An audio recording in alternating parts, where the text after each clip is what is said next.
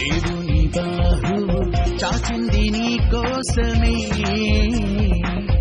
లేవనెత్తి రక్షించును.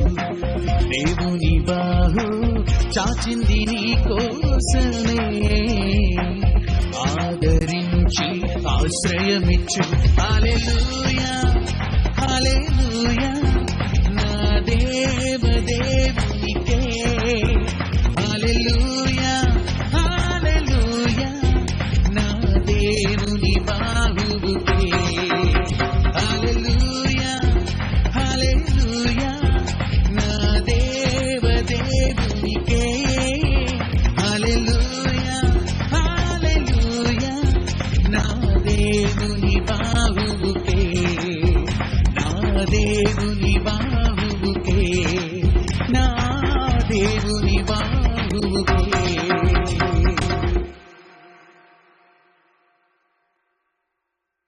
ప్రభునందు అతి మిక్కిలి ప్రియులైన దేవుని ప్రజలైన మీ అందరికీ మన ప్రభుల ప్రభువును రాజులకు రాజును సర్వశక్తిమంతుడైన దేవుని నామములు శుభాలు వందనాలు. దేవుని బాహు పరిచయాల తరఫున మీ అందరికీ తెలియజేస్తున్నాను.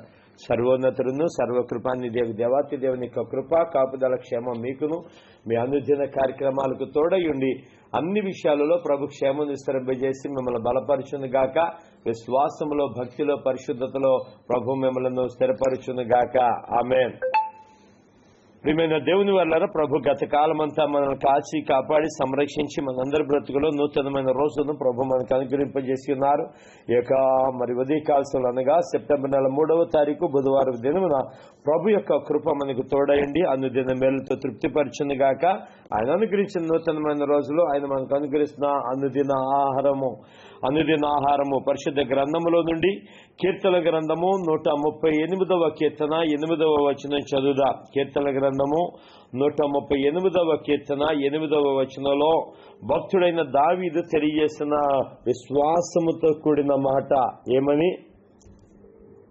యెహోవా నా పక్షము కార్యము సఫలము చేయును. యెహోవా నీ కృప నిరంతరముండును. నీ చేతి కార్యములను విడిచిపెట్టకుము. యెహోవా నా పక్షమున కార్యము సఫలము చేయును. యెహోవా నీ కృప నిరంతరముండును. నీ చేతి కార్యములను విడిచిపెట్టకము. మొదటి లైన్ అందరూ చెప్తారా? ఎవరైనా అవకాశం ఉన్న వారందరూ ఒకవేళ మ్యూట్ ఆన్ చేయలేకపోయినా సరే ఒకసారి చెప్తారన్నమాట.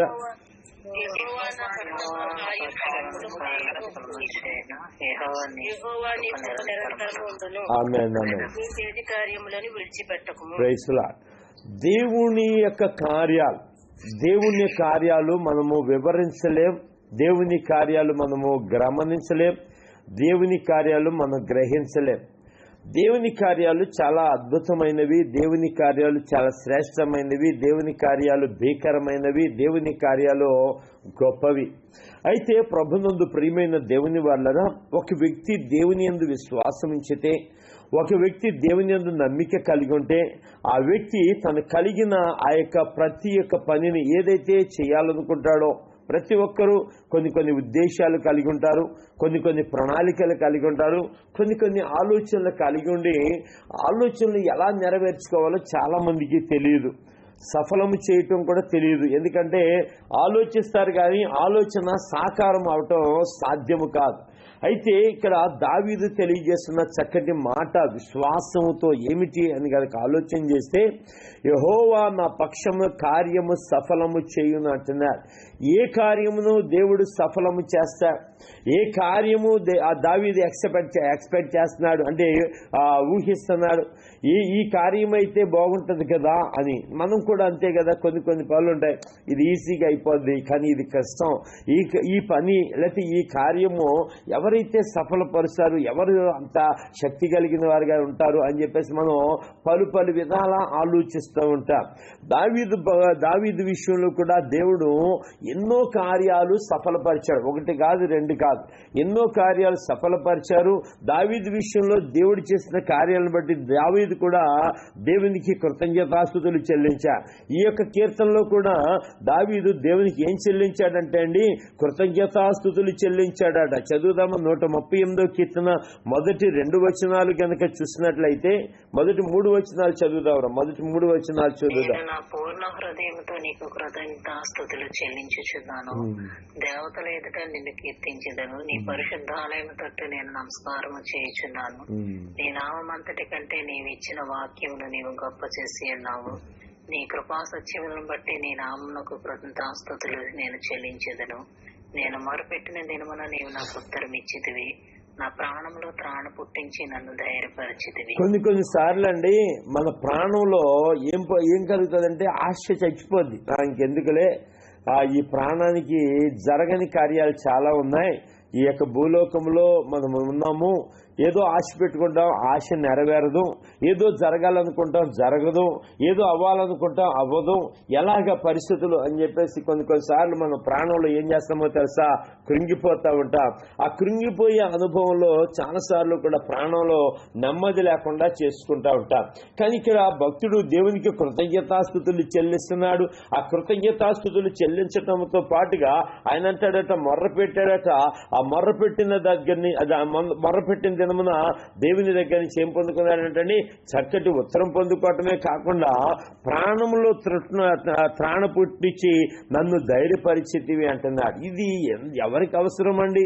ఎవరైతే శత్రువుల చేతిలో చిక్కబడి ఆపదల్లో చిక్కుకొని ఆ పరిస్థితుల్లోంచి ఎలా బయటికి రావాలో తెలియని పరిస్థితులలో ఏదైతే దేవునికి ప్రార్థన చేస్తున్నప్పుడు ఆ దేవాతి దేవుడు ప్రాణంలో త్రాణ పుట్టించి ధైర్యపరిచాడో, ఆ ధైర్యపరిచిన దేవుడు ఆ యొక్క శత్రువుల విషయమైన ఏ విధమైన ఆపదలలో తన విశ్వాసులు చిక్కుకోకుండా, తన భక్తులు చిక్కుకోకుండా, తన జనులు చిక్కుకోకుండా, తన ప్రజలు చిక్కుకోకుండా ఆయన ఏం చేస్తాడో తెలుసా, కార్యమును చక్కబెట్టే దేవుడు అన్నాడు. దేవుని స్తోత్రము కలుగునుగా. హల్లెలూయా.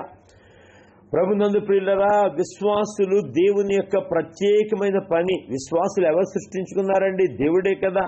నా యందు నమ్మిక ఉంచండి అంటున్నాడు, నా యందు భక్తి కలిగి ఉండండి అంటున్నాడు, నన్ను నమ్మండి అంటున్నాడు దేవుడు. ఆయన యందు నమ్మిక ఉంచిన వారికి ఆయన కార్యాలు ఎలాగుంటాయో తెలుసా? విశ్వాసుల పని చేయటం, విశ్వాసుల పక్షంగా వ్యాజ్యమాడటం, విశ్వాసుల యొక్క పని కార్యములను సఫలం చేయటం అంటే దేవుడికి ఎంత ఇష్టమో, ఎంత ఇష్టమో. అందుకనే తెలుసా 20వ కీర్తనలో మన అద్భుతమైన మాటలు మనం గమనిస్తూ ఉంటాం. 20వ కీర్తన ఏముంటది? నీ ఆలోచన యావత్తు కూడా యెహోవా సఫలపరిచింది గాక అంటాడు భక్తుడు. నిజంగానే కదా, ఎన్నో ఆలోచనలు మనకుంటాయి, ఎన్నో ప్రణాళికలు మనం వేసుకుంటాం, కానీ దేవుని చిత్తము మాత్రం ఖచ్చితంగా నెరవేర్చగల దేవుడు మన దేవుడు అయినాడు. ఇందాక చెప్పినట్టుగా విశ్వాసులను ఆయన తన కొరకు ఏర్పాటు చేసుకున్నాడు, భక్తులను తన కొరకు ఏర్పాటు చేసుకున్నాడు. మరి ఆ భక్తుల యొక్క పక్షముగా నిలబడతాడా దేవుడు? విశ్వాసుల పక్షంగా నిలబడతాడా ఈ దేవుడు అంటే ఖచ్చితంగా నిలబడతాడు. ఎంత అద్భుతమండి. 118వ కీర్తనలో మనం ఎప్పుడు కూడా చదువుకుంటూ ఉంటాం చాలా సందర్భాల్లో. 118వ కీర్తన 6వ వచనం చదువుదాము. 6-7 వచనాలు కనుక చూసినట్లయితే, యెహోవా నా పక్షముననున్నాడు, నేను భయపడను. నరులు నాకేమి చేయగలరు? యెహోవా నా పక్షము వహించి నాకు సహకారి అయి ఉన్నాడు. నా శత్రువుల విషయమైన నా కోరిక నెరవేరుట చూచెదరు. చూడండి, మనుషులు నమ్మడు. చాలా యెహోవా నా పక్షమునున్నాడు, నేను భయపడను. ఎందుకని? దేవుడు మన పక్షం ఉండవలసిన అవసరం ఎందుకు? దేవుడు మన పక్షంగా ఎందుకు నిలబడాలి అంటే, మనలను శత్రువులు పాడు చేయాలని, నాశనం చేయాలని, మనల్ని నశింప చేయాలని, మనల్ని హతమార్చాలని, మన యొక్క ఉనికిని పోగొట్టాలని వాడు ప్రయత్నం చేస్తాడు. ఉనికిని పోగొట్టాలి. ఎవరు ఉనికిని? సర్వోన్నతుడైన దేవుని విశ్వాసుల ఉనికిని, సర్వకృపానిదేవు దేవాతి దేవుని యొక్క విశ్వాసుల ఉనికిని పోగొట్టాలి. ఆ ఉనికి లేకుండా చేయాలి. వీళ్ళు భక్తి చేయకూడదు, వీళ్ళు అసలు ఈ ఆరాధనలు చేయకూడదు, అసలు ఈ ఉనికి లేకుండా చేయాలి అని శత్రులందరూ కూడా బలుక్కుని ఏంటంటే చుట్టుముట్టినప్పుడు భక్తుడు సెలవిస్తున్న మాట ఏంటి అంటే, యెహోవా నా పక్షమునున్నాడు, నేను భయపడను. నరులు నాకేమి చేయగలరు? ఎవరండి ఇప్పుడు? ఈ దండెత్తిచ్చిన వాళ్ళంతా, ఈ శత్రువులంతా ఎవరు? నిన్ను ఎలాగైనా సరే నాశనం చేస్తా, నిన్ను ఎలాగైనా సరే తరుముతా, నిన్ను ఎలాగైనా సరే పాడు చేస్తా. నిజంగా అండి, సౌలు తరిమాడు. దొరికాడా దావీదు? అండ్ దొరికాడా సౌలుకి? చెప్పాలన్నమాట.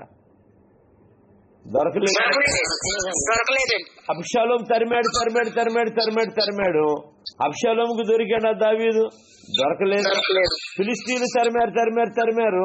ఏమన్నా దొరికాడా దావీదు అంటే దావీదు దొరకలేదు. శత్రులు అనేక మంది చుట్టుముట్టారు, మరణ పాశములు చుట్టుముట్టిని, గాఢాంధకారపు లోయల్లో తిరిగాడు, సంచరించాడు. కానీ ఒక ధైర్యమేడు దశ, నా పక్షముగా దేవుడున్నాడు, యెహోవా నా పక్షమునున్నాడు, నేను భయపడను, నరులు నాకేమి చేయగలరు? నరుల దగ్గర ఏదైనా సహాయం పొందుకోవటం కూడా నాకు ఇష్టం లేదు. ఎందుకో తెలుసా? శాపగ్రస్తమైన పరిస్థితి నాకెందుకండి? యెహోవాను యందు నమ్మికుంచి వాడు కదలక నిత్యము నిలిచే సియోను కొండవలే ఉంటానన్న ఆ నమ్మికతో చెప్పాడు కదా విశ్వాసి యొక్క అనుభవం. కాబట్టి దావీదు విశ్వాసము నిజంగా దేవుని యందు చాలా గొప్పగా ఉంటుందండి. దేవుడు కూడా విశ్వాసులు ఆ యొక్క అనుభవంలో ఉండాలనే దేవుని ఉద్దేశం, దేవుని ఆశ కూడా. కాబట్టి దయచేసి గమనించ, యెహోవా నా పక్షమునున్నాడు, నేను భయపడను, నరులు నాకేమి చేయగలరు? నరులు నాకేమన్నా చేయగలరా? నరులు నాకేమి చేయలేరు. దయచేసి గమనించాలి. తర్వాత అంటున్నాడు 7వ వచనంలో, యెహోవా నా పక్షము వహించి నాకు సహకారి అయి ఉన్నాడు. ఆయనే గనక నాకు సహకారం ఇవ్వకపోతే నేను ఈ కత్తి ఎలా తిప్పాలో నాకు తెలీదు, ఈ ఒడిసెలలో రాయి పెట్టి ఎలా తిప్పాలో నాకు తెలీదు, శత్రువులను ఎలా ఎదుర్కోవాలో నాకు తెలీదు, నా చేతి వేళ్ళు యుద్ధం ఎలా చేయాలో నాకు తెలియదు అంటాడు. అందుకనే ఒక మాట చదువుదామా? 144వ కీర్తనలో ఆయన అంటాడు, నాకు ఆశ్చర్యదుర్గము యెహోవా సన్నుతింపబడును గాక. మొదటి వచనం, ఆయన నా చేతులకు యుద్ధమును నా వ్రేళ్లకు పోరాటమును నేర్పువాడై ఉన్నాడు. ఆయనే కనుక నేర్పకపోతే, ఆయనే కనుక ఆ యొక్క కార్యము సఫలము చేయకపోతే నేనేమవుతాను? నిజంగా ఒడిసెలలో రాయి పెట్టడం ఒక అనుభవం అయితే, ఆ ఒడిసెలు తిప్పకపోతే, ఆ ఒడిసెలు తిప్పి గిరా తిప్పి అని సండే స్కూల్లో పాడుకుంటూ ఉంటా. ఆ గిరా తిప్పడం రాకపోతే, ఆ సూటిగా ఎప్పుడు వదలాలో రాయి తెలియకపోతే ఎలాగా శత్రువుని ఛేదించలేక. అందుకనే ఇక్కడ అన్నాడు 118వ కీర్తనలో, యెహోవా నా పక్షము వహించి నాకు సహకారి అన్నాడు. ఎస్, దేవుని సహాయం ఆశ్చర్యం అండి. ఆమె చెప్పండి గట్టిగా, ఆమె. దేవుని సహాయం ఆశ్చర్యం, దేవుని సహాయం అద్భుతం. ఇరుకునందుండి యెహోవాకు మొరపెడితే విశాల స్థలమందు యెహోవా నాకు ఉత్తరం ఇస్తాడు. ప్రభునందు ప్రియులారు, నిజంగా నా శ్రీకర్ గురించి చెప్తున్నప్పుడు లాస్ట్ ఛాన్స్, ఇంకా ఎగ్జామ్ ఎలాగా చాలా క్లిష్టమైన పరిస్థితి. ఏంటి పరిస్థితి అని అతడు పోరాడుతున్నాడు. ప్రమోషన్ కొరకు జాబ్ ఉంది ఆల్రెడీ, ఆ జాబ్ కాదు ప్రమోషన్ కొరకు టెస్టులు రాస్తున్నాడు. పాపం నిజంగా నేను అడిగాను, పాపం శాలరీ వస్తుందంటే, శాలరీ ఎలాగొస్తుంది పాస్టర్ గారు? రాదు కదా అని హర్షిత చెప్పినప్పుడు నిజంగా ఎంత పోరాటం చేస్తున్నాడు. కానీ దేవుడు ఎలాగ సహకారి అయి ఉంటాడు. చివరి క్షణంలో మనకు అనుకూలంగా పరిస్థితులను మార్చగల దేవుడు, మనము సేవించి మనం ఆరాధించే దేవుడు అండి. ఆమె చెప్పండి నమ్మిన వారు. హల్లెలూయా. పరిస్థితులు మార్చగలడు. చివరి క్షణంలో నా జీవితంలో కూడా ఎన్నో పరిస్థితులు అలాంటివి ఎదురైనప్పుడు, అప్పుడు దాకా చూసి ఇంకా అవదేమనుకున్న పరిస్థితిలో దేవుడు టక్మని నా పక్షంగా చక్రం తిప్పేసి నాకు అనుకూలమైన పరిస్థితులు దయచేసి నా పక్షంగా దేవుడు ఏం చేశాడో తెలుసా? కార్యమును సఫలము చేశాడు. ఆమె నిజంగానండి. మనం ఎన్నో కార్యాలు తలపెడతాం, ఎన్నో పనులు అనుకుంటాం, ఎన్నో జరిగించాలనుకుంటాం.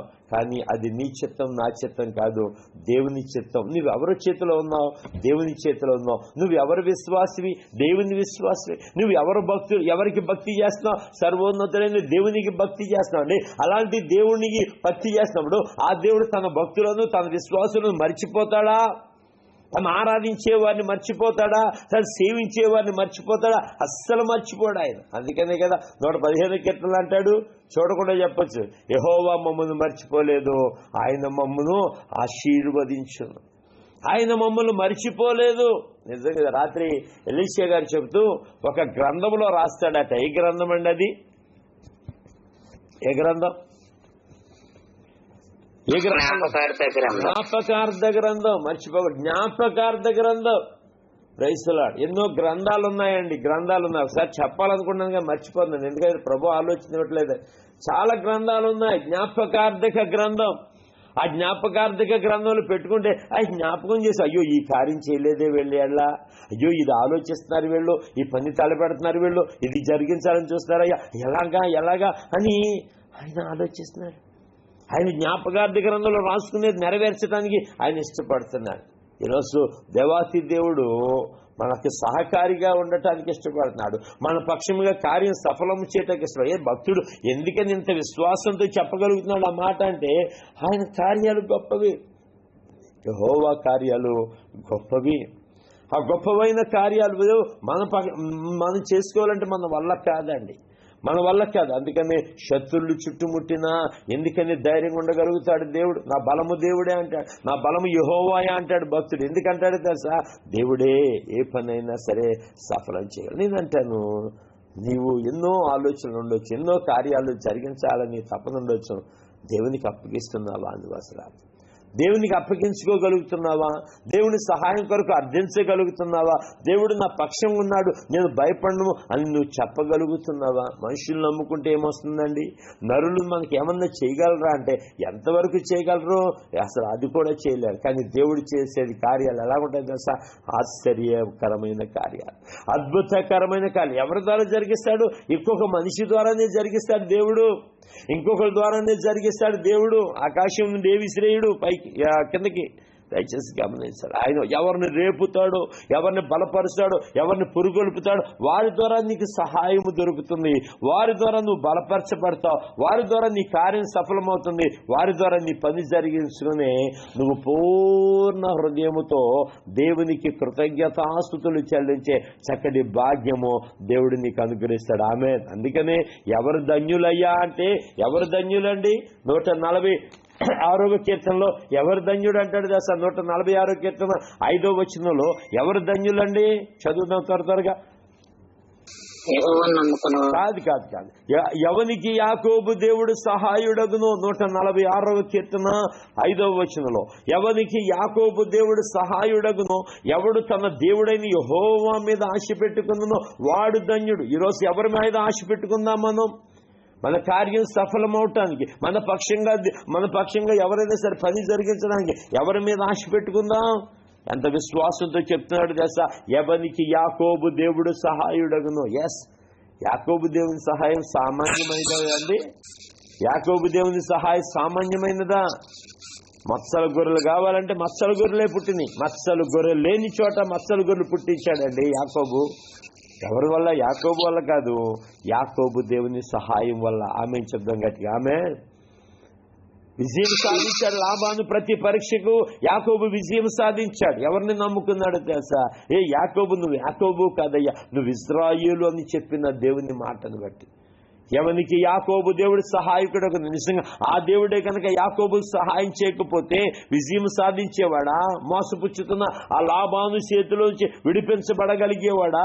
లేకపోతే ప్రభునందు ప్రియులారా, తరుముతున్న ప్రాణం త్యాగం చూస్తున్న యేసేవును మార్చగలవాడు దేవుడు ఉన్నాడు కదా, ఆ దేవాతి దేవుడు. ఎవనికి యాకోబు దేవుడు సహాయుడగును, ఎవడు తమ దేవుడైన యెహోవా మీద ఆశ పెట్టుకుంది. ఈరోజు ఆశ పెట్టుకున్న మన ఆశను వమ్ము చెయ్యని దేవాతి దేవుడు మనకు అండగా ఉన్నాడు. స్తోత్రం చెప్దాం గట్టిగా, ఆమేన్. హల్లెలూయా. చెప్పాలి గట్టిగా, హల్లెలూయా. నిజంగా ధన్యకరమైన తన భక్తులకి ఇవ్వాలని ఆశపడుతున్నాడు.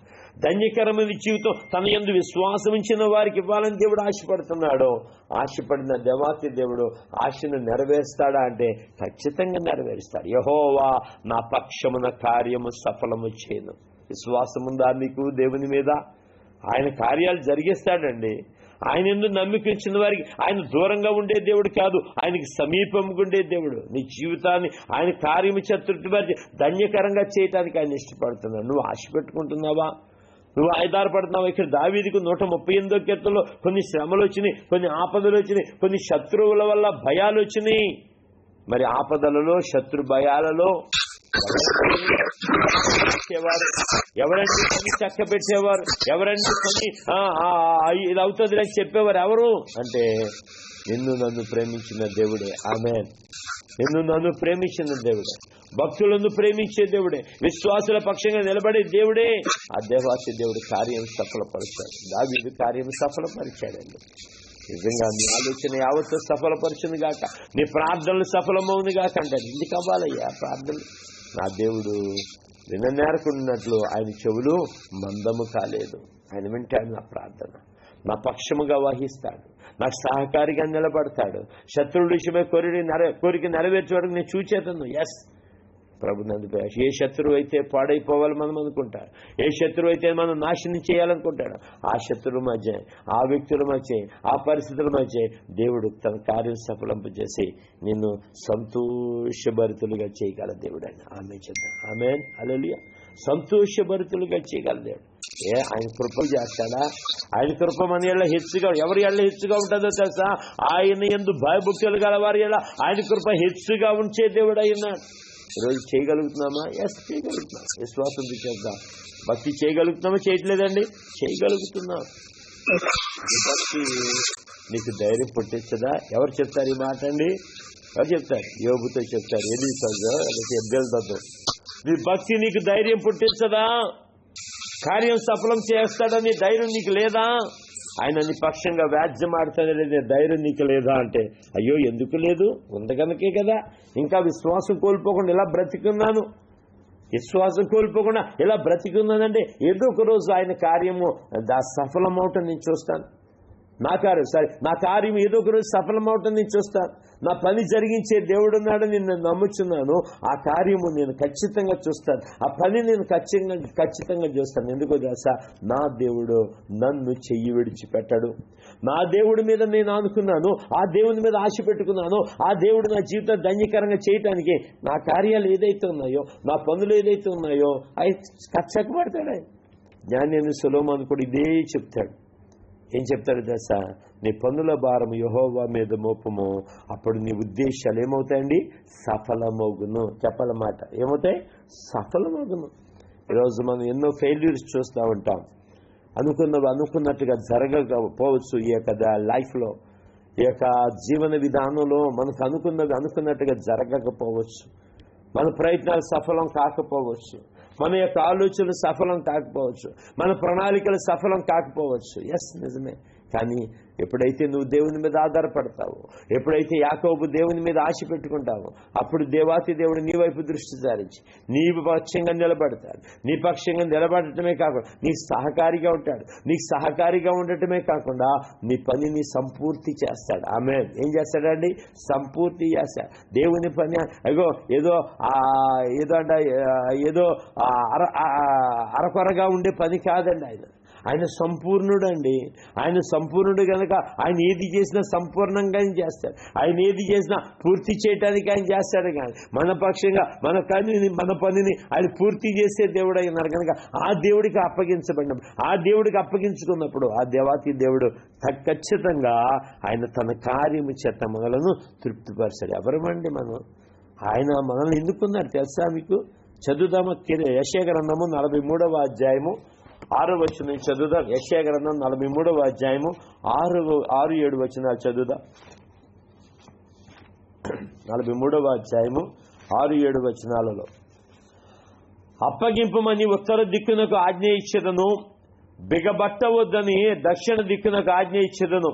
దూరము నుండి నా కుమారులను, బుద్ధిగంతముల నుండి నా కుమార్తెలను తెప్పించుము. నా మహిమ నిమిత్తము నేను సృజించిన వారిని, నా నామం పెట్టబడిన వారందరినీ తెప్పించుము. నేనే వారిని కలుగజేసి తిని వారిని పుట్టించిన వాడును నేనే. అలాంటి దేవుడు ఎవరి కోసం అంట? సృజించాడు. ఆయన మహిమ నిమిత్తము ఆయన సృజించాడంట నిన్ను, నన్ను. ఆమేన్. నా నామము పెట్టబడిన వారందరినీ కూడా తెప్పించుము. నేనే వారిని కలుగజేసి తిని వారిని పుట్టించిన వాడును నేనే. ఎంత అద్భుతమైన మాట! వారిని పుట్టించిన వాడును నేనే. ఎస్, దేవుడు పుట్టించిన దేవుడు అండి. దేవుడు పుట్టించిన దేవుడు. ఆయన పుట్టించాడు కనుక, మరి ఆయన పిలిచాడు కనుక, పిలిచిన దేవుడు పక్షముగా నిలబడతాడా, దూరంగా ఉంటాడా అండి? చెప్పాలి గట్టిగా. పిలిచిన దేవుడు నమ్మదగిన దేవుడు కదా, దేవుడు కనుక ఆయన తన కార్యం. రాజరత్న ఏం పని అయ్యా? అయ్యా పని ప్రభా, వచ్చావా? సరే మంచిది. మరి ఏంటి? అయ్యా ఎన్నో పనులున్నాయా? పనులా? పర్లేలే, నేను చక్కబెడతాను కదా, నేను సఫలపరుస్తాను రా, నీకెందుకు రా.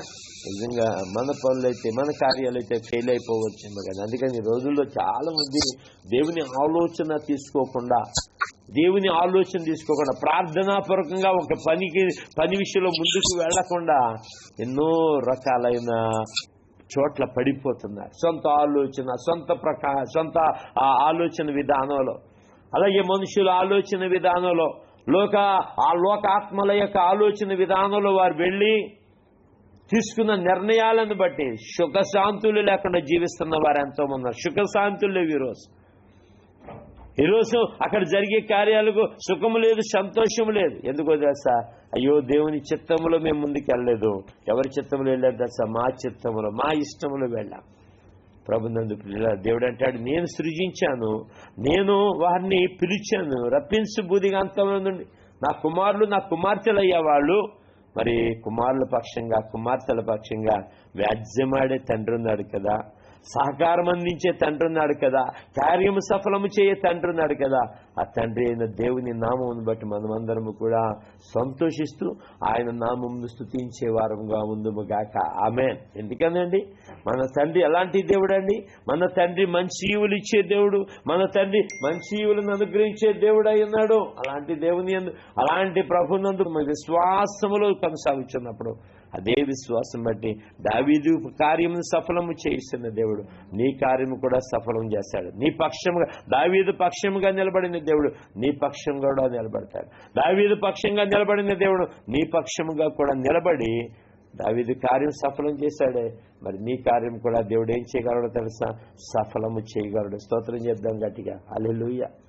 నీ కార్యమును కూడా దేవుడు సఫలం చేయగలడు. సఫలం చెయ్యాలి అంటే నువ్వు విశ్వాసం ఉంచాలి. నీ విశ్వాసం అంతా దేవుని మీద, నీ నమ్మిక అంతా దేవుని మీద, నువ్వు ఏ రీతిగా ఆనుకుంటున్నావు దేవుని మీద, నువ్వు ఏ రీతిగా ఆధారపడుతున్నావు దేవుని మీద. నన్ను చూసాం కదా, యెహోవాయే నా ఆధారం అన్నాడు. ఈరోజు నీ ఆధారం ఎవరు? ఆయన కృప ఏమాత్రం తక్కువ చేయడు తన ప్రజల మీద, తన యందు నమ్మికుంచిన వారి మీద, తన యందు విశ్వాసం ఇచ్చిన వారి మీద ఏమాత్రము కూడా కృప తక్కువ చేయడు. మరి అలాంటి దేవాతి దేవుని యందు దావీదైతే పూర్ణ హృదయముతో ఆయన మీద ఆదుకున్నాడు, ఆయన యందు విశ్వాసం ఇచ్చాడు. 28వ కీర్తనలో ఉంటుంది, ఎవరు చదవద్దుగా, నా హృదయం ఆయన యందు నమ్మికించింది కనుక నాకు సహాయం కలిగినట్టున్నాడు. నిజమే, ఈరోజు నువ్వు ఆయన యందు విశ్వాసం ఇస్తున్నావా? సృష్టి అంతటికంటే ఆయన అతి ప్రియముగా ఇస్తున్న విశ్వాసులం మనమండి. ఆమేన్. ఆయన భక్తులను ప్రేమిస్తాడు, విశ్వాసులను ప్రేమిస్తాడు, విశ్వాసుల పక్షంగా నిలబడటానికి ఇష్టపడతాడు. అలాగే వాళ్ళ పక్షంగా నిలబడటమే కాకుండా వారి కార్యాలు ఏదైతే ఉన్నాయో అవి సఫలం చేయటానికి ఇష్టపడతాడు. నువ్వు ఇష్టపడుతున్నావా దేవుని యందు విశ్వాసములో ఉండటానికి? నువ్వు ఇష్టపడుతున్నావా దేవుని కృపను పొందుకోవటానికి? నువ్వు ఇష్టపడుతున్నావా ఆయన పక్షంగా నిలబడి, ప్రభా నా పక్షంగా నిలబడి నేను నిన్నే నమ్ముకున్నాను ప్రభా అంటే, నీవు నమ్మికుంచిన దాన్ని బట్టి, నువ్వు విశ్వసించిన దాన్ని బట్టి, నువ్వు గురి నిలిపిన దాన్ని బట్టి నిజంగా ఆయన కార్యం చేస్తాడు. దావీదు అంటాడు 25వ కీర్తన 15వ వచనం, ఎవరన్నా చదవండి, ఏమంటాడు తెలుసా? 25వ కీర్తన గ్రంథం 25వ కీర్తన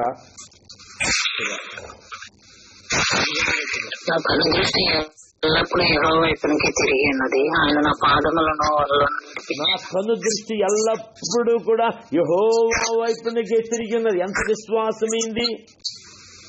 చుట్టూ ఎన్ని పరిస్థితులు ఎదురవుతున్నా నా కన్ను దృష్టి ఎల్లప్పుడూ కూడా యెహోవా వైపునకే తిరిగి ఉన్నది. ఆయన వైపుకి తప్ప వేరే వైపు తిరిగితే ప్రయోజనం ఏంటి? కాబట్టి ఎందుకు తిరిగిందో తెలుసా? నేను ఎప్పుడైతే ఆయన వైపు చూస్తానో, నేను ఎప్పుడైతే ఆయన సహాయం కోరుతానో, నేను ఎప్పుడైతే ఆయనకి ప్రార్థన చేస్తానో, నేను ఎప్పుడైతే ఆయనకి విజ్ఞాపన చేస్తానో, ఆయన నా పక్షముగా నిలబడతాడు, నా కార్యము సఫలపరుస్తాడు. అందుకని నేను ఆయన కృప గురించి వివరిస్తానంటున్నాడు. దేవుని స్తోత్రం. మొదటి పాటలు చదివి నేను ముగిస్తాను. 138 చెప్పిన 8వ వచనంలో, యెహోవా నా పక్షం కార్యము సఫలము చేయును, యెహోవా మీ కృప నిరంతరం ఉండును అంటున్నారు. అలాంటి సఫలపరిచే దేవాతి దేవుని యందు దావీదు ఎల్లప్పుడూ కూడా సందృష్టి నిలిపించాడు, విశ్వాసించాడు. నువ్వు కూడా ఆయన యందు విశ్వాసం ఉంచు, నీవు నేను కూడా ఆయన వైపు సందృష్టి నిలిపించగా ప్రభు నిలబడతాడు, మన కార్యం కూడా సఫలపరుస్తాడు. అటువంటి దేవాది దేవుని యందు మనం నమ్మిక కలిగి ఆయన మీదే అనుకుంటూ ఆయన మీద ఆధారపడిన వారుగా ప్రభు నిన్ను నన్ను చేయును గాక. ఆమేన్, ఆమేన్, ఆమేన్.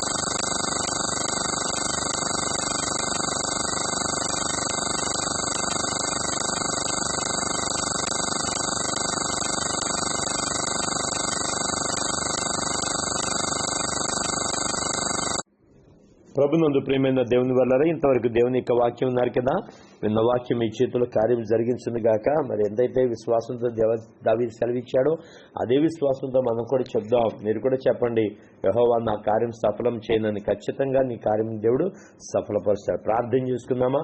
సర్వశక్తి మికిలి కృపా కనికరం గల తండ్రి, జగలుగు రాజా దాడాన్ని కొన్నాలయా, సకల ఆశీర్వాదాలు కారణభూతులైన మా తండ్రిని కొన్నాలుగునని ఉదయ కాల్సలు నీ ప్రియబిడ్డలందరిని బట్టి ప్రార్థిస్తున్నాం. ఇంతవరకు నీ మాటలు విన్నారు, విన్న మాటల ద్వారా ప్రభా మీరే కార్యం జరిగించి సాయించారు. దీవిస్తున్నాను, ఆశీర్వదిస్తున్నాను తండ్రి.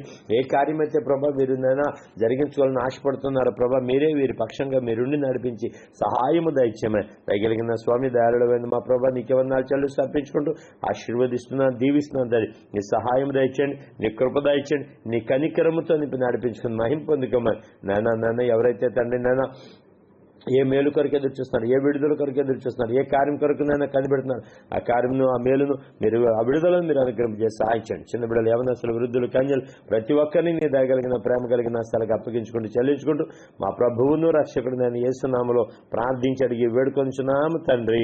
ఆమేన్, ఆమేన్, ఆమేన్. పరమ తండ్రి అయిన దేవుని దయ్యు, కుమారుని రక్షకుడు నేను యేసుక్రీస్తు వారి కృపా సమాధానం, పరిశుద్ధాత్మక నిత్యాదరణ మీకును మీ కుటుంబ సభ్యులకును అందుదిన కార్యక్రమం తోడేయండి. అన్ని విషయాల్లో ప్రభు క్షేమం దయచేసి మిమ్మల్ని బలపరచును గాక. విశ్వాసుల, భక్తుల పరిశుద్ధతలో ప్రభు మిమ్మల్ని స్థిరపరచును గాక. Amen, amen, amen. God bless you all. షలోమ్. ప్రియజనులారా, మీ అందరికీ కూడా ప్రభునామలో దేవుని బహు పరిచయాల తరఫున ప్రత్యేకమైన వందనాలు తెలియజేస్తున్నాను. ప్రభు కృప కనికరం కాపుదల మెండుగా మీకును మీ అందరి కార్యక్రమం తోడేయండి. అన్ని విషయాల్లో ప్రభు క్షేమం స్థిరింపజేసి మిమ్మల్ని బలపరచును గాక. విశ్వాసుల, భక్తుల పరిశుద్ధతలో ప్రభు మిమ్మలను స్థిరపరచును గాక. Amen, amen, amen. God bless you all. Shalom.